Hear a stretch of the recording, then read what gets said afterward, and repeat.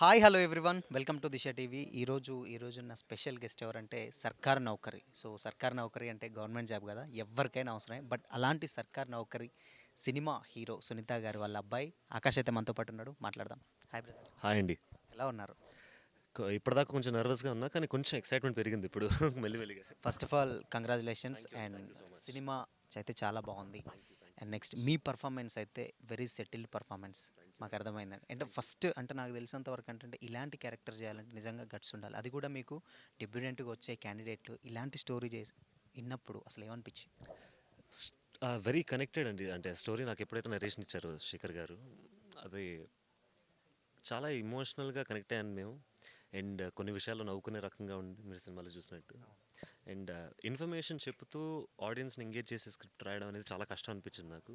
And అది నాకు చాలా ఇంట్రెస్టింగ్ అనిపించింది. అంటే జనాల్లో ఒక రకమైన కొత్తదనం తీసుకురావచ్చు ఈ ప్రాజెక్ట్తో అని ఒక కాన్ఫిడెన్స్ వచ్చింది. ఎప్పుడైతే అదేందో ఇంకా నేను మిగతా లాంచ్ గురించి ఆలోచించలేదు. ఇలా చేస్తే బాగుంటుంది, అలా చేస్తే బాగుంటుంది. దీని మీద ఫోకస్ పెట్టాను. దీనికి 100% ఇచ్చాను నేను. అండ్ మీ క్యారెక్టర్ చూసినప్పుడు వెరీ సెటిల్డ్గా, అంటే మేబీ ఒక్క డెబ్యూ అయితే కనబడలేదు, ఒక 3-4 సినిమాలు చేసిన అయ్యో, క్యాండిడేట్ ఉంటారు, థ్యాంక్ యూ అలా అనిపించింది. But thank you. అంటే ఈ క్యారెక్టర్ కోసం ఏమన్నా గ్రౌండ్ వర్క్ కానీ లేకపోతే ఏమంటే వర్క్షాప్ కానీ ఏమైనా చేశారా? చాలా అండి. వర్క్షాప్స్ మేము ఆల్మోస్ట్ 10 days వర్క్షాప్ చేసాం. ప్రతి సీన్ మీరు చూసింది అది రిహార్సల్ చాలాసార్లు చేసాం.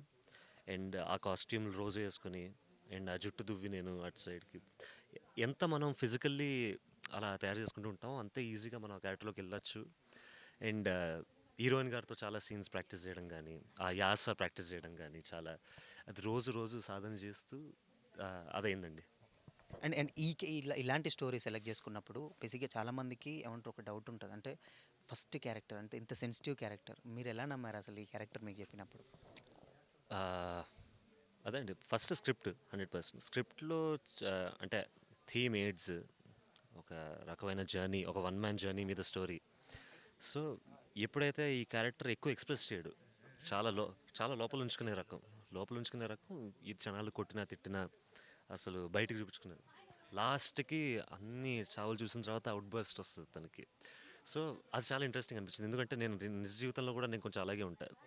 నేను చాలా చాలా సైలెంట్గా ఉంటాను. నేను బేసిక్గా. కానీ కానీ ఒకసారి పేలితే మాత్రం పేలుతా. సో చాలా కనెక్ట్ అయ్యాను ఆ క్యారెక్టర్కి. నన్ను నేను చూసుకున్నట్టుంది.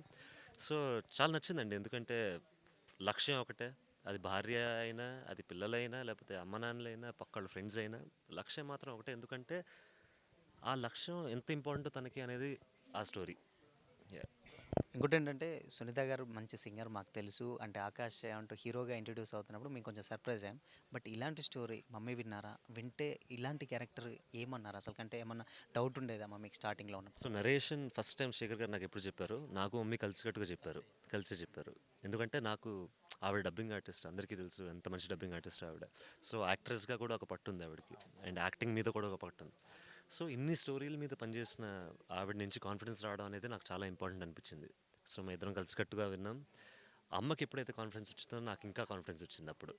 ఎందుకంటే యాజ్ అన్ ఆర్టిస్ట్ తన నమ్మకం కావాలి నాకు ఆల్సో. సో అమ్మ కూడా ఎప్పుడైతే ఎమోషనలీ కనెక్ట్ అయిందో నాకు ఇంకా కాన్ఫిడెన్స్ వచ్చింది స్క్రిప్ట్ చేయడానికి. అండ్ ఇంకోటి ఏంటంటే సెక్స్ ఎడ్యుకేషన్ గురించి వచ్చిన సినిమాలు చాలా తక్కువ. బట్ ఇది ఆల్మోస్ట్ 90s జరిగిన బ్యాక్గ్రాఫ్లో, బట్ ఇప్పుడు ఇది 2023 ఆల్మోస్ట్ 2024లో ఉన్నాం. ఈ కథ చెప్పాలనుకున్నప్పుడు ఎక్కడైనా చిన్న డౌట్ రాలేదా? అంటే ఇది అప్పుడు జరిగిన స్టోరీ ఏమన్నా కనెక్ట్ అవుతుందా కాదా అని ఎప్పుడైనా మీకు? ఇప్పుడు టాపిక్ ఒకవేళ తెలిసినా కూడా దాన్ని మనం ఎంత ఎంగేజింగ్గా చూపిస్తాం, ఎంత కొత్తగా చూపిద్దాం అనే దాని మీద ఆడియన్స్ కనెక్ట్ అవుతారు.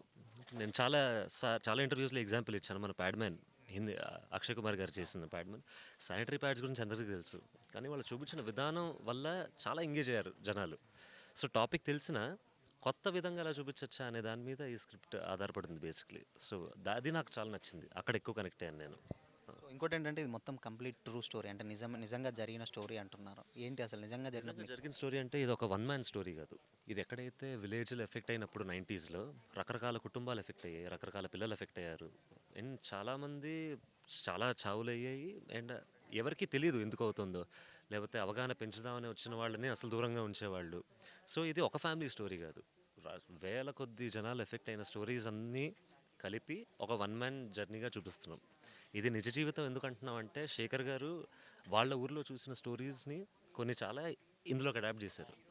So based on true events అంటే అది ఒక్క ఫ్యామిలీది కాదు, చాలామంది ఫ్యామిలీస్ ఎలా ఎఫెక్ట్ అయ్యాయో ఒక వన్ మ్యాన్ జర్నీలో చూపిస్తున్నాం. అండ్ ఫైనల్గా సర్కార్ నౌకరి గురించి ఆడియన్స్కి ఏం చెప్తారు? ఇది మనకు తెలిసిన టాపికే, కానీ తెలియని విషయాలు ఇందులో చాలా ఉన్నాయి. ఎంత ఇన్ఫర్మేషన్ వస్తుందో అంతే ఎంటర్టైన్మెంట్ వస్తుంది.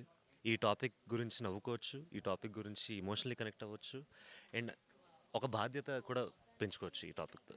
సో అన్నీ ఇంక్లూజివ్ ఉండేది సర్కార్ నౌకరి. థ్యాంక్ యూ భయ్యా, thank you Thank so you. Much Thank and you all so the much very for best. coming. Thank you.